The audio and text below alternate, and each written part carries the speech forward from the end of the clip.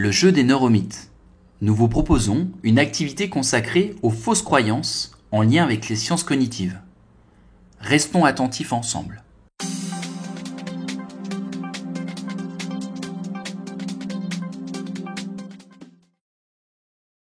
Des connaissances validées par les méta-analyses de la communauté scientifique aux fausses croyances véhiculées par certains médias peu scrupuleux ou qui font l'objet d'échanges animés dans les réunions de famille, il n'y a qu'un pas. Qui n'a pas utilisé ces neuromythes sur le cerveau sans s'assurer de leur source ni leur degré de validité? C'est sur cet écueil que nous souhaitons attirer votre vigilance, vous, les enseignants formateurs, qui êtes des professionnels de la plasticité cérébrale de vos apprenants. Tout au long du parcours, nous en dévoilons quelques-uns. Cette semaine, nous vous proposons une histoire dont les neuromythes concernent les mémoires. Nous vous invitons à suivre cette conversation. Elle dissimule 8 neuromythes. Parviendrez-vous à tous les identifier? Nous vous détaillerons à l'issue ces fausses croyances. Bon courage!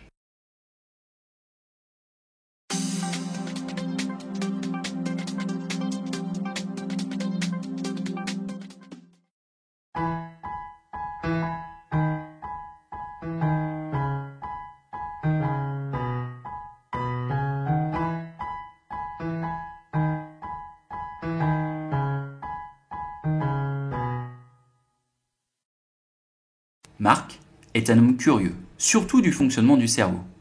Il dit que ce sujet est de plus en plus abordé dans les journaux et à la radio, et ne manque jamais de l'évoquer avec ses collègues de bureau. Au fait, je viens d'écouter à la radio le programme électoral du candidat Lurne. Tu sais, notre candidat. Ah bon? Il faut absolument que tu nous l'exposes lundi prochain, quand toute l'équipe sera rentrée de congé. Pas de souci, je m'en souviendrai. C'est un peu comme les souvenirs d'enfance. Je suis capable de me les rappeler avec une précision étonnante. Comme la grosse blague que j'avais faite à mon patron avec les copains. Tout le monde dit que j'ai une mémoire incroyable. Ah, du coup, j'ai oublié une partie de ma liste de rendez-vous. Pourtant, je me la suis répétée dans ma tête plusieurs fois de suite. Moi, en revanche, je n'ai franchement pas une bonne mémoire. Pourtant, j'essaye de la développer en m'obligeant à des exercices de mémorisation. J'essaie de bien photographier les choses. Je suis un visuel. Tu vois, tu es comme Einstein, qui avait pourtant un esprit incroyable. Tu n'utilises que quelques pourcents de ton cerveau. Et du coup, tu oublies tout. Tu sais ce qu'on disait hier à la radio? Einstein ne disait jamais « je m'en souviens ». Mais je crois me souvenir. Qu'en penses-tu? Ah ben, s'ils l'ont dit à la radio, c'est que ça doit être vrai. Allez, je file à mes rendez-vous. On se voit lundi. Et n'oublie pas de relire le programme de Lyon pour être sûr de t'en souvenir pour lundi. On ne sait jamais. À lundi.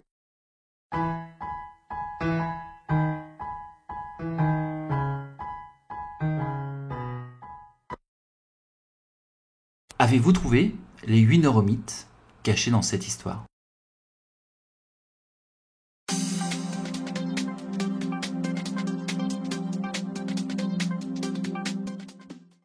Tous les éléments mémorisés tendent à s'estomper avec le temps.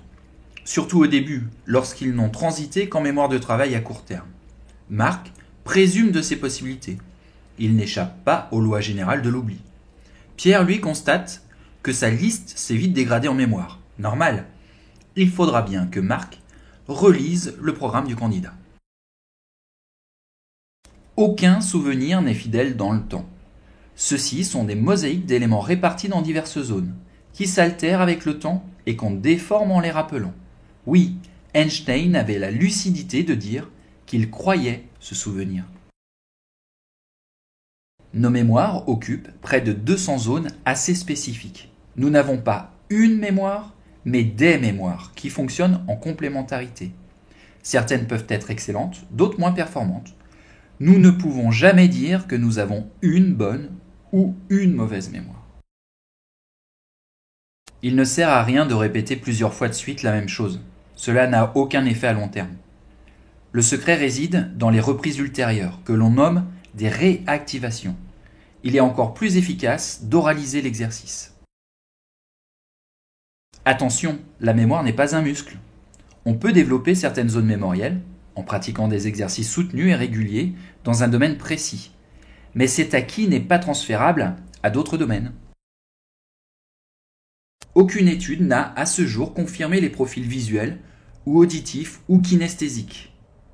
Nous sommes tous très visuels, ce qui est aisé à démontrer en revanche.